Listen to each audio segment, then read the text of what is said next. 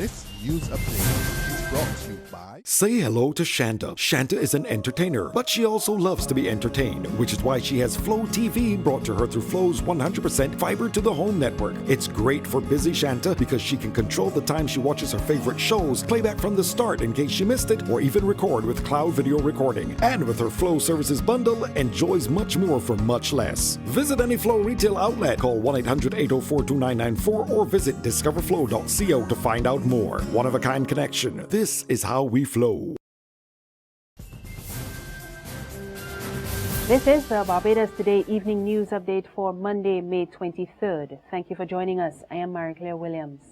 Police are investigating the death of a young woman in the capital this afternoon. Reports are that she collapsed and died after entering the Rough and Tough boutique on Roebuck Street. An eyewitness told Barbados Today the woman was eating when she fell and began gasping for breath, and she had stopped breathing by the time the ambulance arrived. She is said to have visited the store regularly. To the courts now, the 3 men accused of murdering Scherno Rose earlier this month have been remanded to prison after appearing in the District A Magistrates Court earlier today. Rose died after he was shot on May 12 at Neil's Tenantry, St. Michael. The accused, 16-year-old Keyshawn Green, Darion Nurse and Shaquille Maynard, both 21, were not required to plead to the indictable offense when they appeared before Magistrate Christy Cuffy Sargent. They have also been jointly charged with intentionally wounding Rowan Aline with intent to maim, disfigure, or disable him. They are due back in court on June 20th. Still in the courts, Ariel King, the caretaker accused of abusing 84-year-old Jasmine Hall, today pleaded not guilty to the charge of unlawful assault when she made her second court appearance. King appeared before the acting chief magistrate, Christopher Birch, at the District C Magistrates Court earlier today. Birch adjourned the matter and ordered King to return to court on July 11. She remains on $3,000 bail. During the hearing, Magistrate Birch issued a stern warning to all parties involved to desist from speaking to the media, and he made it clear that a violation of the order would result in the offending party being held in contempt of court. In other news this evening, authorities are reporting no signs of abuse after investigating allegations that 76-year-old Harriet Codrington of Messiah Street, St. John, was being ill-treated by her caregiver. Chairman of the National Assistance Board, Senator David Durant, who was accompanied by 3 other board officials, visited the home this morning. But after the NAB's registered nurse, Esther Bend, examined the legally blind senior, Senator Durant revealed there was no real evidence of bad treatment.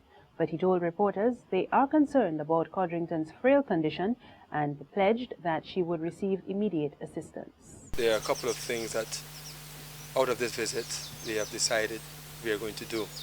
One, we will get a doctor to check Miss Harriet because I'm concerned with her condition, and I'm going to make that arrangement today for the doctor to come and carry out some tests and make sure that whatever is her situation is corrected and medically looked after. I have no evidence of it from what I've seen. That's why we brought the nurse, so she can check for bed sores. That was also in the papers, and I've seen none of that. But yes, I am concerned about the frail condition of Miss Harriet. That is why I recommend we want a doctor immediately to come and to run some tests and to see what's wrong with her so they can start looking after her medically. Residents of the rural community continue to insist that Codrington is not receiving proper care, and they are pleading for authorities to remove her from the house. But Senator Durant made it clear that Codrington requested to remain at the home. She does not want to move. We asked her about that, but she said she preferred to stay in it because it's her home and this is where she lived all her years. Because we were thinking of doing that, of moving her. But since she wants to remain, we'll make sure that we bring the help to her on a daily basis from here onward. 6 candidates are seeking the approval of the opposition Barbados Labour Party to represent the St. John constituency in the next general election.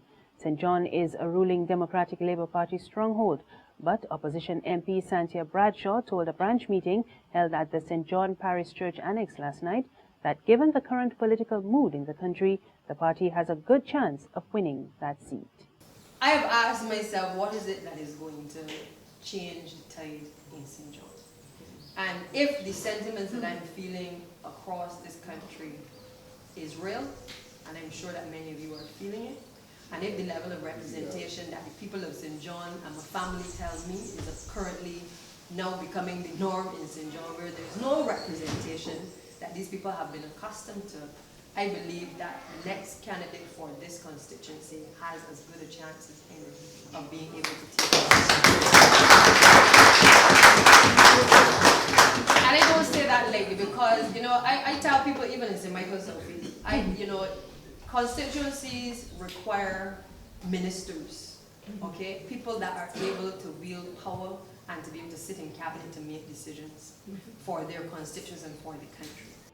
In sports, English County Club Somerset says it will speak to West Indies batsman Chris Gayle about his latest sexism controversy when he arrives for the NatWest T20 Blast.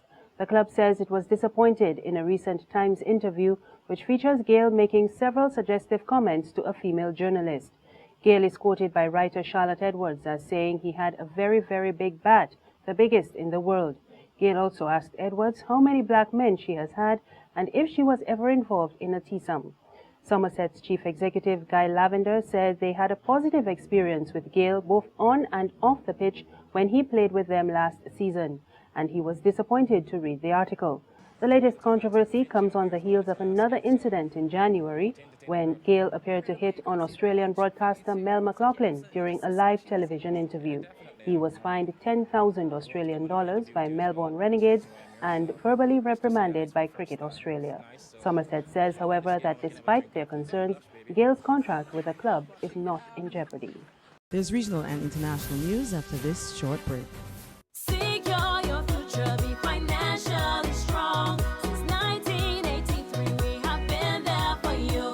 A smart range of products, great tax benefits. We're the solution to your hopes and your dreams. The Barbados Workers Union Cooperative Credit Union. The Barbados Workers Union Cooperative Credit Union. Humble beginnings to smart loans, smart savings. Save smart and borrow smarter, that's the move for me. Stability, prosperity, we're the solution to your hopes and your dreams. The Barbados Workers Union Cooperative Credit Union. The Barbados Workers Union Cooperative Credit Union.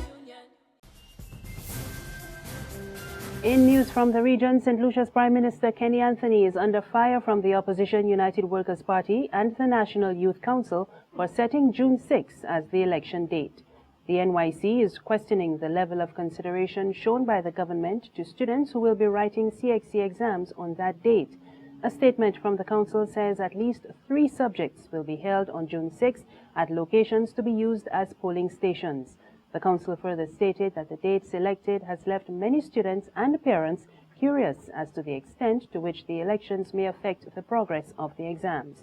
The UWP says it anticipates chaos on and before Election Day as a result of the situation. And finally, U.S. President Barack Obama has announced the total lifting of a ban on the sale of weapons to Vietnam.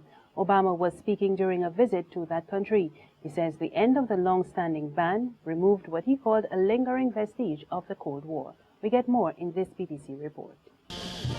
President Obama came here to bury historical wounds and to cement what would once have seemed an impossible friendship.